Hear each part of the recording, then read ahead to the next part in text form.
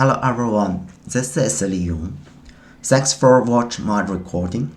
In this slide, we are talking about technology in food industry.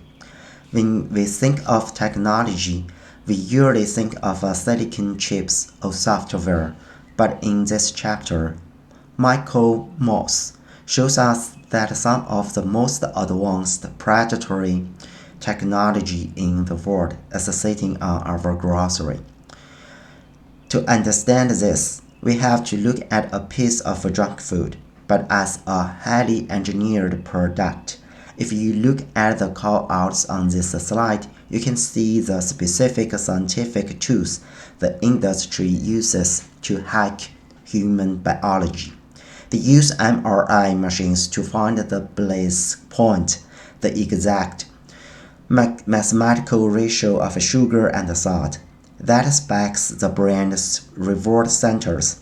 They use $30 million Turing simulators to engineer vanishing caloric density. For example, a Cheeto is designed to melt so fast that your stomach's warning system are short-circuited.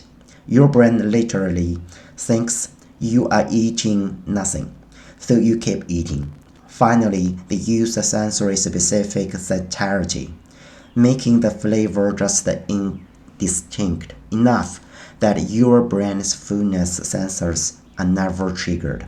As you can see on the left, the corporate motive is entirely driven by capturing stomach share. Michael Moss's ultimate conclusion: we have to stop viewing the public health crisis as a failure of human willpower. We are fighting against the multi-billion-dollar corporations who have successfully weaponized food science against our own evolution biology. In this slide, we are talking about Azim's concept, exponential citizen. We cannot just look at this problem from one angle. In this chapter, Azim acts like a prism, taking a single dense crisis, the erosion of our democratic software, and splitting it into four distinct analytical approaches. You can see this visual breakdown on the slide. The first approach is historical. He looks backward, comparing us to early factory workers who had to invent labor unions to survive the Industrial Revolution. We need to do the same for the digital age. The second is a symmetry analysis. This is a pure math. A single human is linear. A tech platform's algorithm is exponential. An individual acting alone simply cannot win that fight. The third approach is a political economy. Azim points out that our town square is no longer a public park protected by laws. It is a privately owned server farm governed by corporate terms of service, designed to maximize outrage for profits. Finally, the fourth approach is a prototyping. He doesn't complain. The author doesn't just complain about the tech giants. He provides the architectural blueprint for new institutions. He proposes data unions and data trusts, ways for citizens to pool their data rights to negotiate on an equal footing.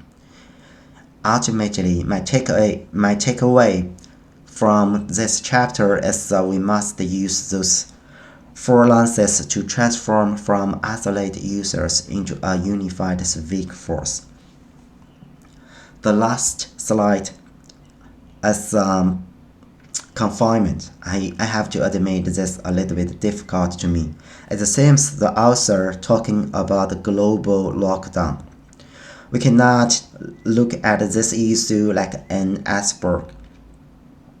We have to look deeply into the iceberg. What we saw in the media was only the tip. While the massive, dangerous reality was hidden beneath the surface, on the top of the slide above the surface, we see what the author called the delicious confinement. This was the narrative of the privileged class. They treated the lockdown like a mandatory wellness retreat, doing virtual yoga and claiming moral superiority simply for staying in their country homes. LaVey compares this to Bacosio, Decameron, where the wealthy flee to their villas to wait out the plague. But right at the right line, we hit the grotesque trade-off that makes this illusion possible. Below the right line, we see the hidden costs. On the left, we have the human cost. The elite bubble only exists because an invisible working class, the Amazon warehouse workers, the Uber drivers, remained completely exposed to the virus to keep the supply chains running. On the right, we have the political cost. Society surrounded centuries of hard-won civic liberties without a debate, bowing to a medical dictatorship. We traded human connection, art, and freedom for what philosophers called bare life. At the bottom, Court asks, now that we have surrounded these liberties, will the state ever give them back? Thanks. That's my presentation. Thank you.